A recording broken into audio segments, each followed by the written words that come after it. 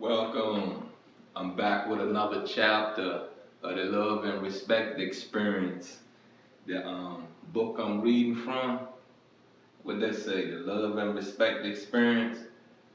The author is Dr. Emerson Edgar Richards. Anywho, I am the Nasty Pastor. Please like, share, comment, subscribe to my YouTube channel, Only Faith Ministries. You find all the content. You find the Only Faith Ministries content of Revelations, the full readings, and the clips. You can also find the playlist of the Love and Respect Experience.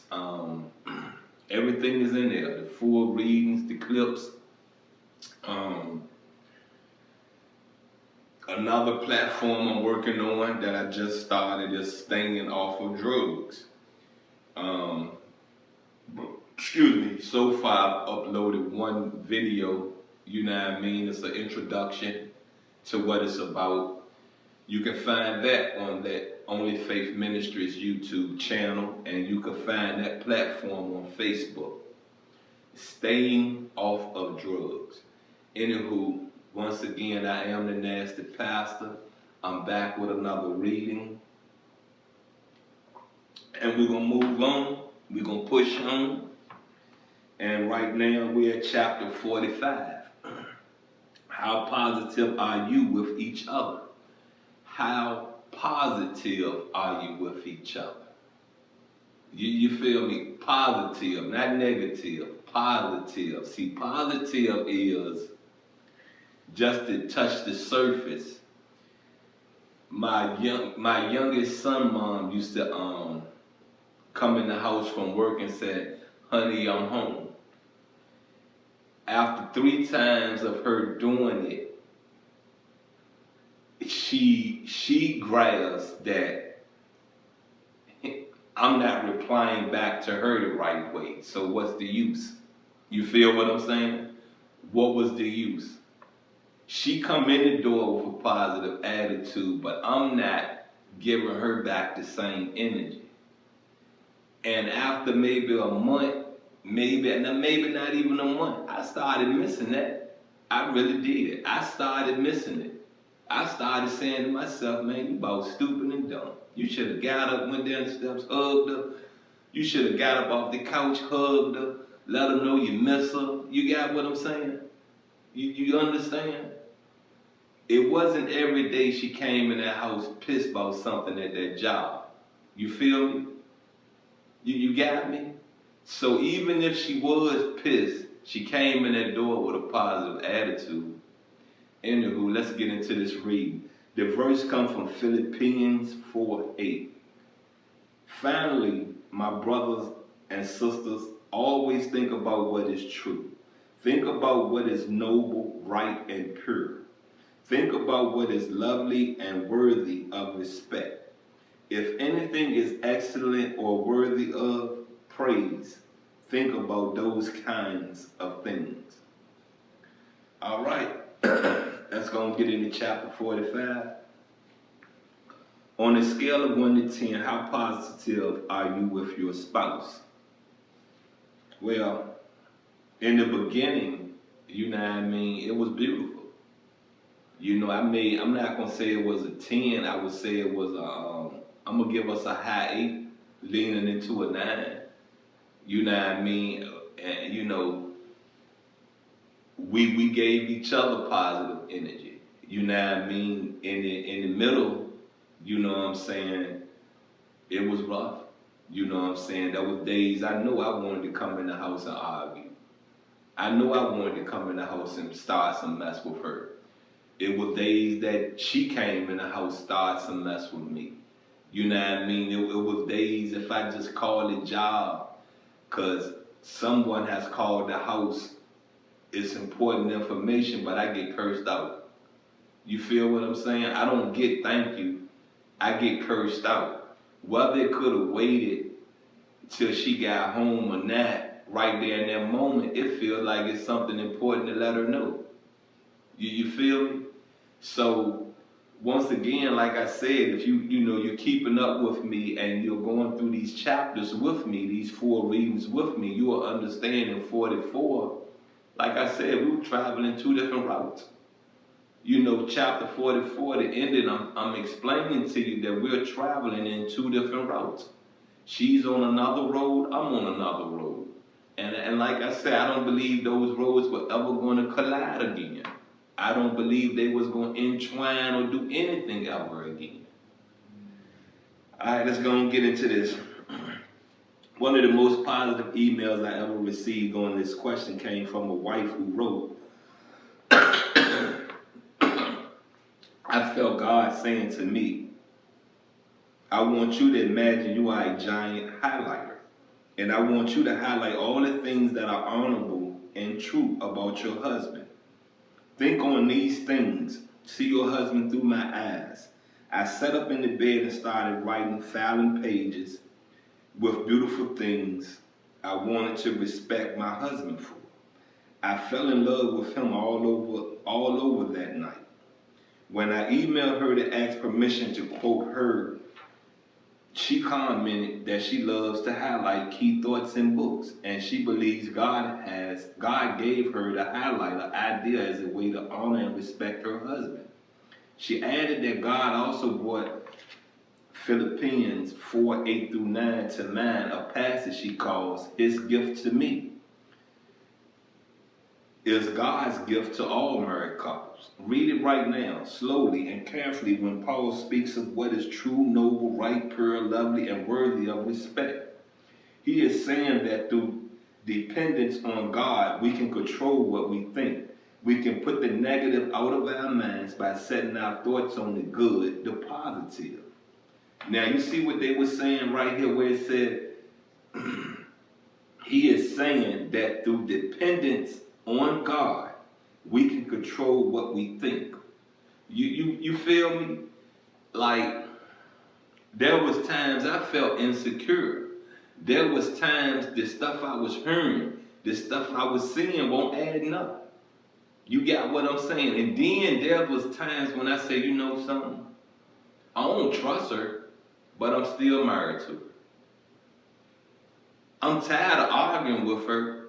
I'm tired of even stop doing something I'm doing because I feel that she's cheating on me in some type of way. She's doing something slick. I gave it to the Lord. I gave it to whom I pray to, and I stopped worrying about anything she's doing. I don't care if you leave out this house and I don't see you for another week. Is it water in there? Yeah. Hot water? Yeah. Is the food in the refrigerator? Yeah. Variety of food. Is the rent paid? Yeah. Are you getting me now? Is there lights? Yeah. You getting me now? Go on about your business. Go on ahead. Turn up for the world. I don't give a what you gonna do. I'm not gonna stop doing what I'm doing to focus on what you doing. Let me get into me. Let me pull myself up.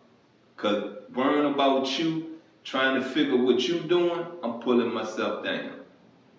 Let's get back to this read.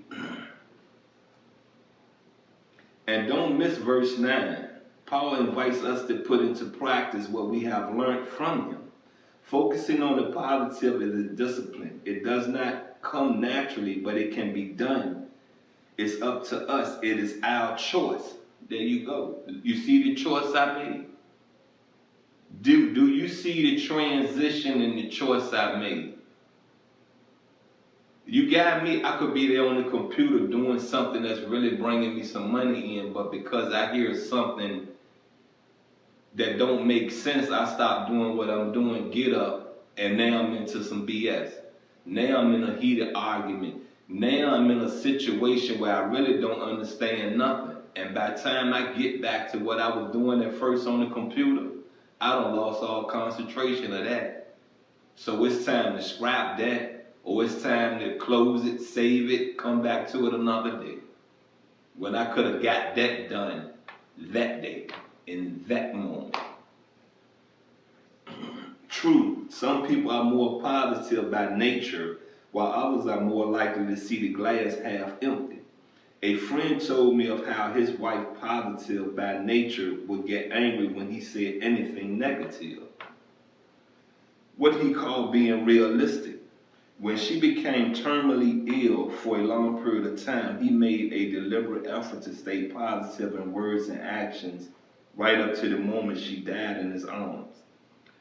His story tells me that even if your temperament is bent toward the melancholy and pessimistic, you can choose to dwell on the noble and positive if you want to. How are you coming across in your marriage, negative or positive? I heard the story of a pro football player who got a long overdue physical exam and was told that some of his test results would take over a week. During this time, his wife was challenged in a women's Bible study to be positive, respectful, and friendly with her husband. So she tried to do just that.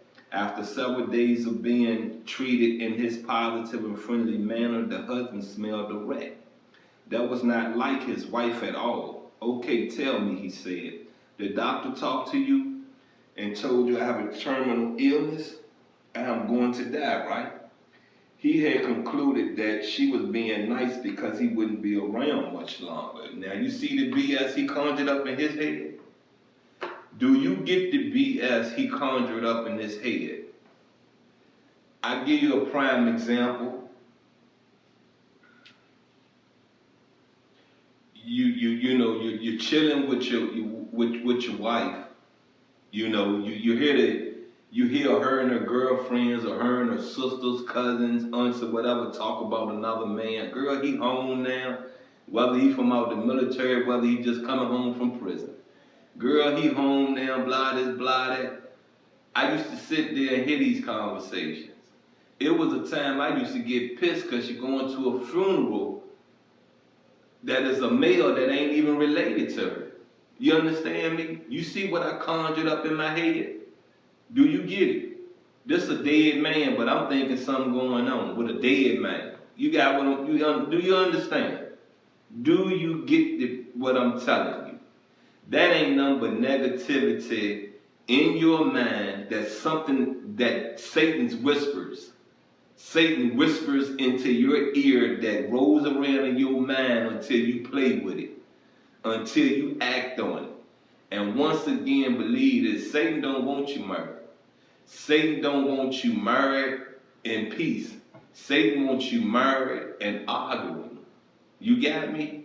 Satan wants you arguing, period. Satan wants you to waste so much of your energy arguing that you have nothing in you to give love.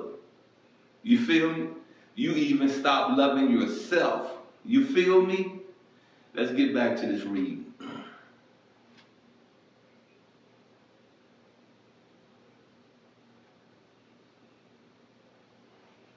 As we discussed this story, Sarah commented, I don't think women realize how unfriendly they can become in the home. One of the greatest ways we can honor and respect our husbands is to continue to be the friend that we were when we first met.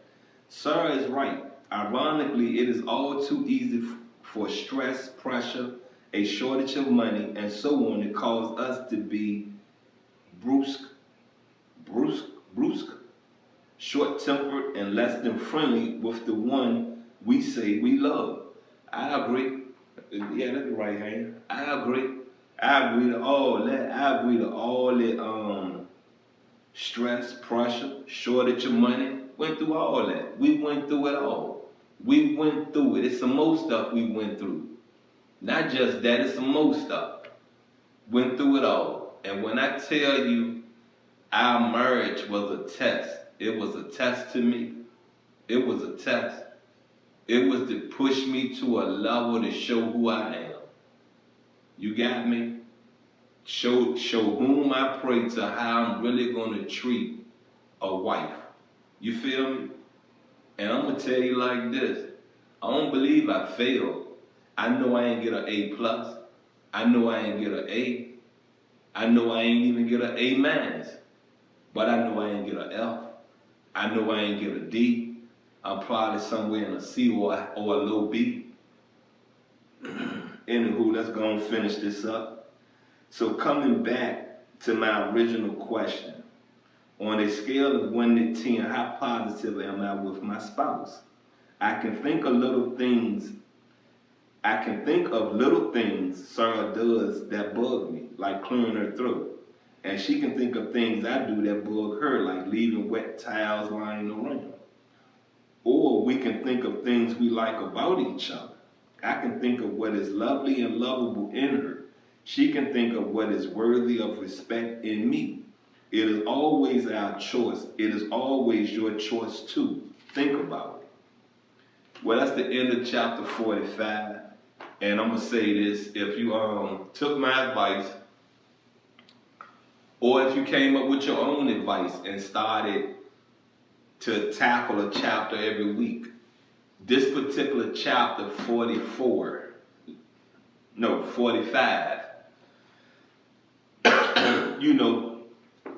you can write down what you like, what you don't like about your spouse and work on it. That's why I said it's a self-help tool. It's for you to work. You can read it all day, but if you don't put no work in, then you ain't gonna receive no good fruit out of it. You feel me? You ain't gonna receive no good fruit. Like I said again, the wife that was jealous over a book. So we didn't do this together. I did it by myself. And I did receive some positive fruit out of it. You feel me? You understand? Anywho, once again, I am the Nasty Pastor. Please like, share, comment, subscribe to my YouTube channel, Only Faith Ministries. I'm out. I love you.